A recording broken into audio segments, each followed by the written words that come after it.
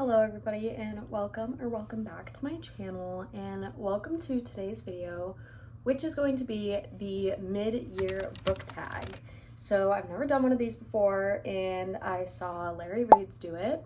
So if you want to check out her video, she's been doing it for years. And I was like, wow, that actually seems super fun to do. So I have all of the questions right here as well as my answers and a giant stack of books beside me to share my thoughts on some books I've read so far this year and maybe give you some recommendations or things to avoid. So I'm kind of on a time crunch. I don't know if I'm gonna be able to finish this video in one sitting, so if I have a random outfit change, just ignore that. So the first question is the best book you have read so far in 2026. So I have two answers for this, two 5-star reads that I literally got. I think I got both of them in January. So the first one is Beartown by Frederick Bachman.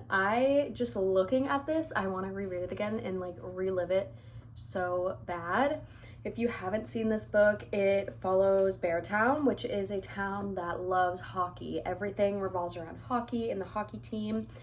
And with this, we're following all different sorts of characters in this town, living their separate lives, but they're all connected by the town and by hockey. And something really tragic happens and kind of shakes the whole town, and we kind of follow that and people's reactions and how it's dealt with. This is a trilogy. I have not read the second or the third book yet, but I want to get to it soon.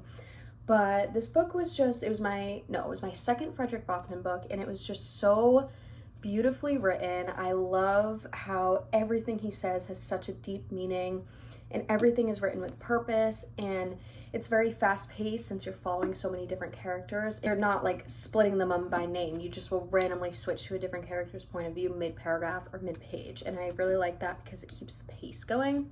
So this is one of my favorite books probably ever. The next book that is my favorite book of 2026 so far is The Bright Years.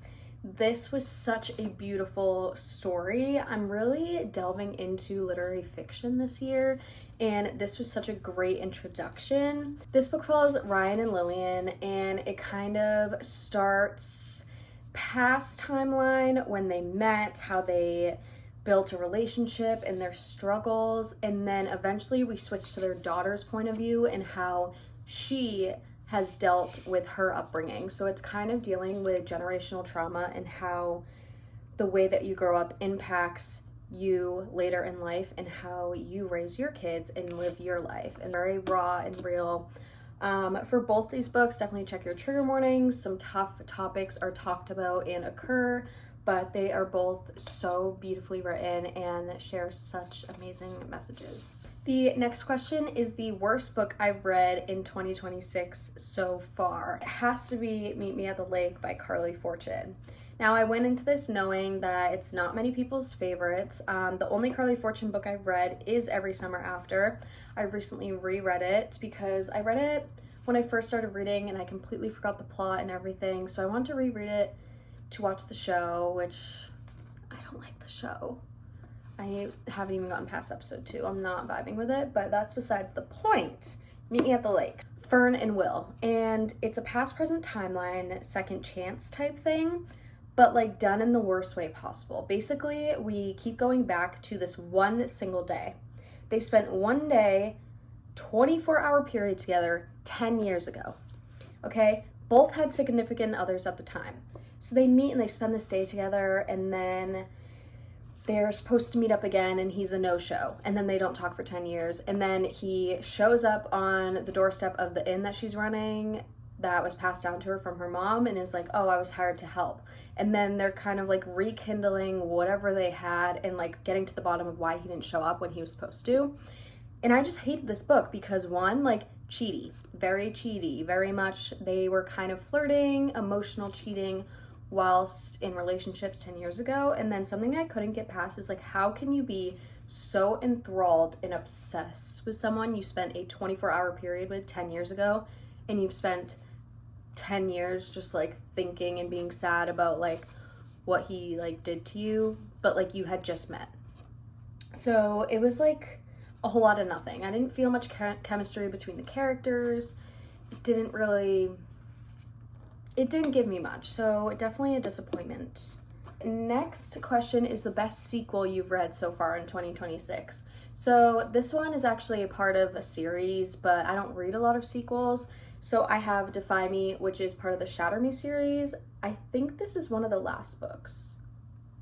If you haven't read the Shatter Me series, it takes place in a dystopian society. It's a young adult fantasy series, and we're following Juliet, who has this power where if she touches people, they will be hurt or they will die. So she's kind of locked away in the beginning of her life when this dystopian society takes over, and she's a threat to society, but they also want to use her for bad things. So throughout the 10-book series, we're following this kind of war and her kind of taking her power back while also following the romance between her and Aaron Warner. So I just thought this was a really good book in the series. It really stuck out to me, and I don't want to say too much about it because, again, it's so late in the series. I don't want to give too many thoughts away. Her coming into herself and her confidence and like her ability to do such amazing things, and that woman empowerment is just so beautiful, and also so is her and Aaron's relationship. The next question is the worst sequel you've read so far in 2026. Now, I couldn't really think of any like actually bad sequels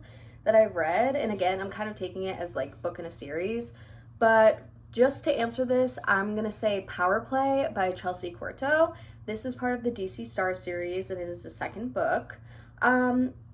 And like, I didn't hate this book by any means. I think I rated it between like a 3 and a 3.5 stars. It was just that it took me so long to read, and I just like wasn't fully connected to the characters. So kind of that length of time that it took me kind of took me out of the story, and it just like didn't wow me like the other books have. I really liked Hat Trick, and I liked Slapshot, I think it was.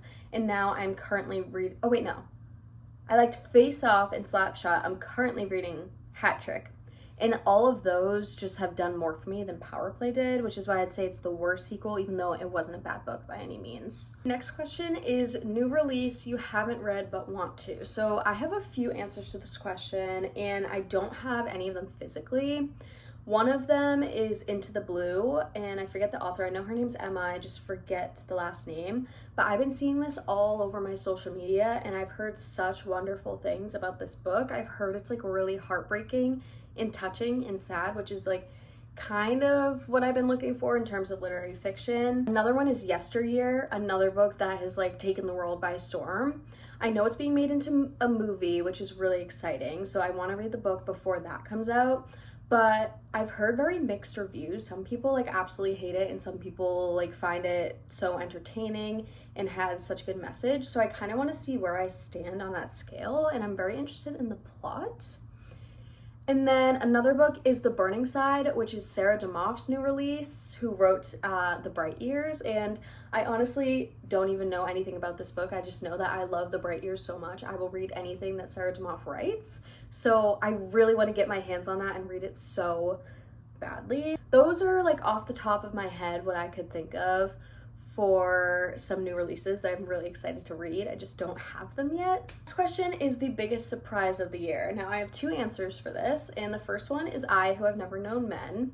This was definitely an out of my comfort zone read. It's not something that I would typically gravitate towards, but I've heard that the messaging is beautiful and so is the writing, and it's like so short, and I just wanted to give it a try because I'm trying to expand my horizons in terms of genre and story. The book follows an underground bunker where 39 women are living, and they're watched over by guards, and eventually like have the opportunity to escape the bunker.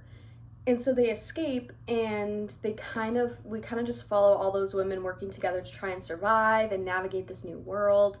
And like, it's very sad, but also has such great messaging, and it just really surprised me. I read it all in one sitting, and I didn't expect to enjoy it as much as I did. Favorite Daughter. Now, I have never heard of this author, never heard of this book, haven't seen it anywhere. I ran into it on a book sale on a website that I forget what the website was called, but it was $5 hardcovers. So I was like, okay. And I read the description and it sounded really up my alley in the sense that like literary fiction, family, drama, all that. So basically this book is following two half-sisters who have never met each other, but they know about each other. Their father that they share passes away, and one of the sisters had him in her life and took care of him while he was sick, while the other sister was abandoned by him. So they have very different experiences with their father and have very different lives, so we get to learn about both of their lives.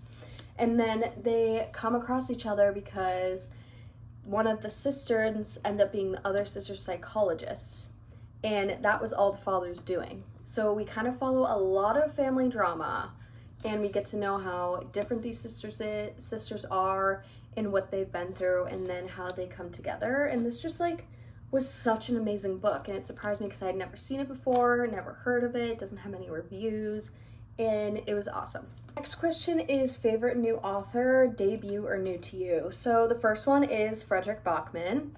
I have now read 3 Frederick Bachman books this year, and that is Man Called Ove, Beartown, and My Friends, and I have loved every single one of them. His writing is so unique, and his storytelling is so beautiful, and it was very much an unexpected like love for me, but I want to read all of his books. I think I own majority of them, and I'm working through his catalog, and I just like am obsessed with his storytelling, and I've learned so much from his books, and they've really just been so amazing. And then the second author I have is Chelsea Corto, who writes the DC Star series. I have been trying to find something to fill that Windy City series void, and the DC Star series is kind of doing that. These are such amazing hockey romances. Each character is so fun to follow, and she writes badass women in such powerful places in their life and positions, and it is so fun to see them be so confident and kind of walk these men around like a dog. And I just like have loved her writing style, loved her stories and her characters in her book so far. So I don't know if she has anything besides the DC Star series, but I really want to explore her more once I finish that. But she's still releasing books of that series, and I'm only on book 4. I think there's going to be 7. Those 2 authors for sure have stuck out to me this year. Let's take a quick intermission. And I'm out of breath. I really have like maybe 20 minutes left to film this, so I need to like, let's go. Next question is newest fictional crush, and that is none other than obviously Mr. Aaron Warner. Now, I'm very late to the Shatter Me game in the Aaron Warner game. I know this. But I'm here. I understand now. I understand Aaron Warner, and he is one of the way that man yearns, the way that man loves Juliet for her, and he is definitely one of the best MMCs I've ever read. So that's my only answer for this question, because no one has really stuck out to me the way Aaron Warner has so far this year.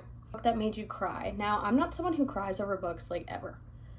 I've never really cried over a book, but I'll put this one in because it made me tear up, which is the closest I've ever gotten to crying over a book, and that is The Nightingale, of course. The book that destroys everyone's soul and makes everyone cry. Now, this one, another book that's really out of my comfort zone. It is a historical fiction book. It's very huge, and it's not something I usually read. However, it takes place during World War II, and I've always had a fascination with learning about World War II, so that's kind of why I lean towards it, besides the fact that it's literally everywhere and everyone has read this book, and I have FOMO, so I need to experience it, and that I did. I experienced it. This book was one of the most beautiful, heartbreaking books I've ever read. Like, I really got to know these characters, and I could really like feel what they were going through and the heartbreak and the devastation involved in their lives. Really everything to me. Like, it really changed my life, which is dramatic, but it's one of those books that leaves such an impact on you. 2 sisters who are living during World War II. One is older, the other is younger, and they're in very different positions in this war. We have the older one who she is married with a kid, and her husband gets sent off to the war. So she's kind of just like home and trying to keep herself and her child safe while also worrying about when her husband will come home. Then we have her little sister who is like, I want to fight. I want to help people. I want to be in it, and I want to fight. while the older sister's like, no, you need to just stay out of the spotlight, stay hidden, like whatever. So it's very two different perspectives, which I really enjoyed, and these characters were just so strong. It made me tear up. The most disappointing text, and it was that my mom was going to get me an Apple Crisp Bloom or an Alani from the convenience store, and they don't have a single Bloom or Alani. What is up with that? Question. A book that made you happy. Now, I don't have this book right now. My mom's actually reading it, but The Night We Met by Abby Jimenez. Now, hear me out. The contents of this book isn't necessarily happy.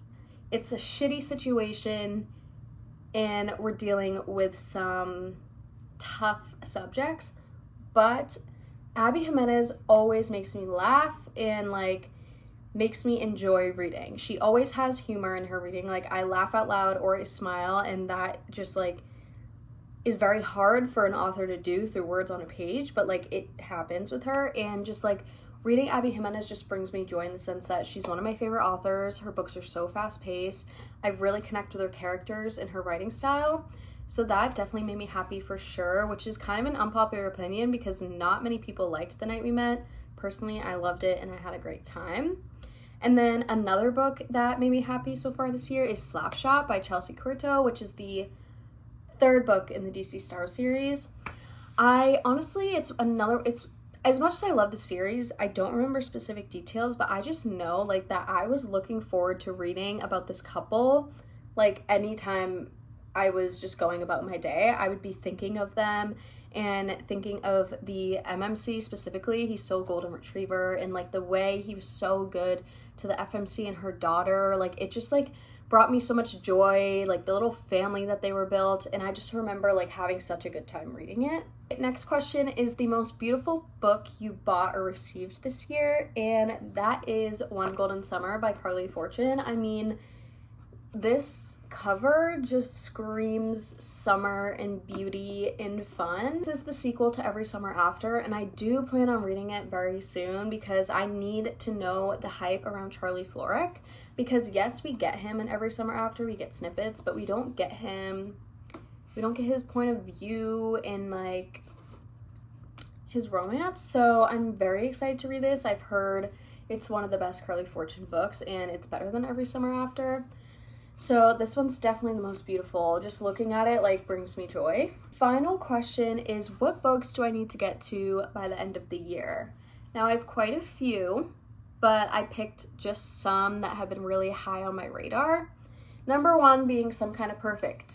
This is the final book in the Addicted series. It is the long epilogue novel following all the characters, and I've been putting it off for some time. I think not only because of the length, but because I just don't want the series to end. Like, finishing it means like I'm done with these characters. Now I know that there is spin-off series and everything, but it's just not going to be the same as the Addicted series.